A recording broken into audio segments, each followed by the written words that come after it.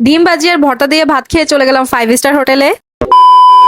Hello everyone, চলে আসলাম তোমাদের মাঝে আমার নতুন আরো একটি ভিডিও নিয়ে। আজকে বাসায় গ্যাসের সংকটের কারণে আমরা ভর্তা ভাত খেয়ে রেডি হয়ে নিলাম। আমরা আজকে সব গার্লসরা মিলে একটা গেট টুগেদারে বের হচ্ছি। বাই দ্য ওয়ে, আমাকে কেমন লাগছে অবশ্যই কিন্তু কমেন্ট করে জানতে ভুলবে না। তো বাসা থেকে বের হয়ে পড়লাম। বের হয়ে আমি আমার বিএমডাব্লিউর জন্য অপেক্ষা করছিলাম। ফাইনালি আমরা গাড়িতে উঠে পড়েছি এবং দেখুন আমার উইন্ডো দিয়ে কত সুন্দর ওয়েদার দেখা যাচ্ছে। গাড়িটা নষ্ট হয়ে যাওয়ার কারণে আমাদের এখন কিছু দূর হেঁটে যেতে হবে। আমরা একদল সুন্দরীরা এখন হেঁটে হেঁটে রাস্তা পার হব। হাঁটতে হাঁটতে আমাদের গন্তব্যস্থানে চলে আসলাম। তোমরা গেস করো তো আমরা এখন কোথায় যাব? হ্যাঁ, তোমরা ঠিক ধরেছো, আমরা এখন চলে এসেছি কাচ্চিভাইতে। কাচ্চিভাইতে তুলনামূলক আজকে ভিড় কম ছিল। তারপর আমরা আমাদের মতো গিয়ে বসে পড়লাম। আর এই হচ্ছে আমাদের বাসার দুই পণ্ডিত, তারা অনেক বেশি এক্সাইটেড ছিল। তারপর আমরা খাবার অর্ডার দিয়ে দিলাম এবং খাবারের জন্য অপেক্ষা করছিলাম। কিছুক্ষণের মধ্যে আমাদের খাবার চলে আসলো। তারপর আমরা খাওয়া দাওয়া শুরু করে দিয়েছি।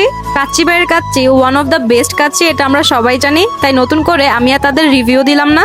এবং কিছুক্ষণের মধ্যেই আমরা পুরো প্লেট খালি করে ফেলেছিলাম। তা আমাদের খাওয়া দাওয়া কিন্তু এখানেই শেষ না, আমরা আরো খাওয়া দাওয়া করব।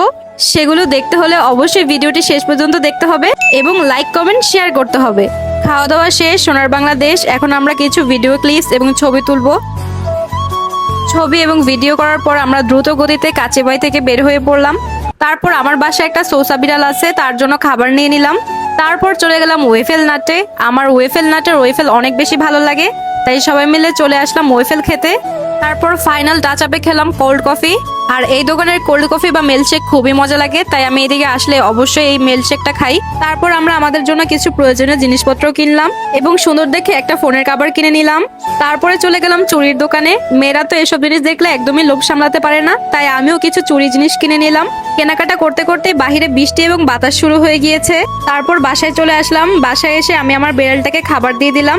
বিড়ালটা খাবারটা পেয়ে অনেক খুশি হয়েছে। তো আজকের ভিডিওটা এই পর্যন্তই। আল্লাহ হাফেজ।